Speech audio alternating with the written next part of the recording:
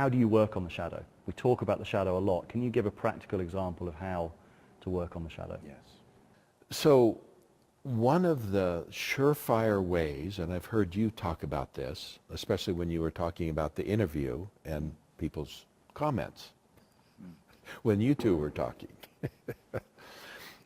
If something bothers you about somebody, like let's take Trump, for example. Trump bothers me because he's so arrogant. And he's so contracted and unwilling. He just attacks. When anybody criticizes him, he attacks them. Now, if that bothers me and you see my energy coming up, my emotion, which is I'm acting right now because it really doesn't bother me because I've seen that shadow in myself. I'm manufacturing that emotion for effect. So some people will probably say that's inauthentic and it'll bother them. And what does that tell us about that? That they're inauthentic. Exactly. Exactly. But if it bothered me that Trump was attacking every time he was criticized, then that would be an automatic indication that I'm being defensive, and that's exactly what I do. And that would be an example of me projecting my shadow onto him. Now, he has a hook that my projection will fall on because he is like that. He's extremely attacking, ruthlessly attacking when anybody criticizes him. He's hypersensitive to it. So there's a hook this big to hang my projection on him. But if I look at him and I just see it's factual, you know, he's just like that, and I can't believe that he's president of the United States, and I really see the harm that causes everywhere I look. But it doesn't bother me with that level of personalized emotion. Now, it bothers me because I'm an American, and it's embarrassing, you know, for the rest of the world. But, I mean, that's just showing the American shadow. You Brits surely can see that pretty clearly. For me, at least, that he is the perfect trigger for the liberal projections, the liberal shadow. Perfect. But my concern is that at the moment, the necessary self-examination that Trump has won the election, the liberal worldview has been decisively rejected, or rejected in the election by a lot of people who don't share it. There's not a lot of self-reflection going on from what I see in liberal America. There's none. They are in shadow, and they need to do some shadow work. The fact that the liberals can't see how much Trump bothers them is even scarier than Trump, to me. The fact that that whole thing is in shadow and disowned makes them more dangerous than Trump. More dangerous only because they're more evolved. And what they're in shadow with is hidden. They're much more skillful at hiding their shadow than Trump is.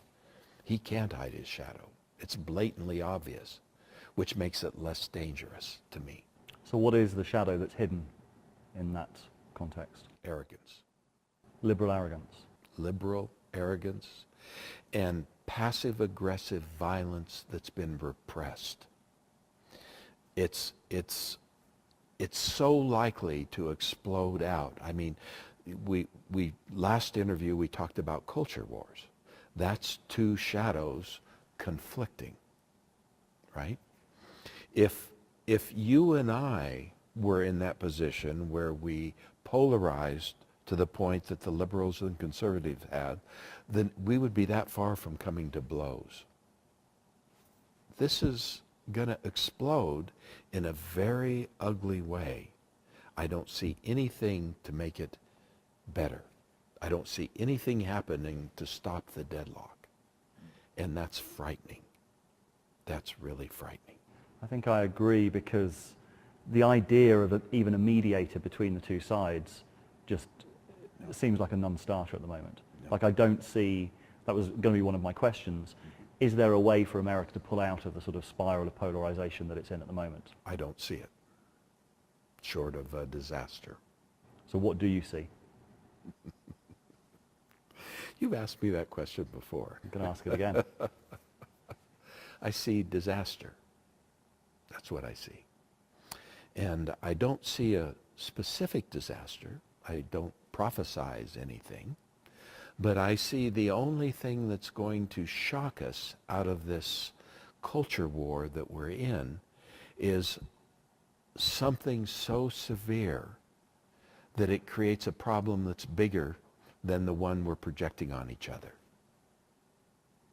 That's the only thing that, I mean, we're going to have a bigger enemy than each other to unite us into a new war against a common enemy. That's how nature solves such problems. It's called war.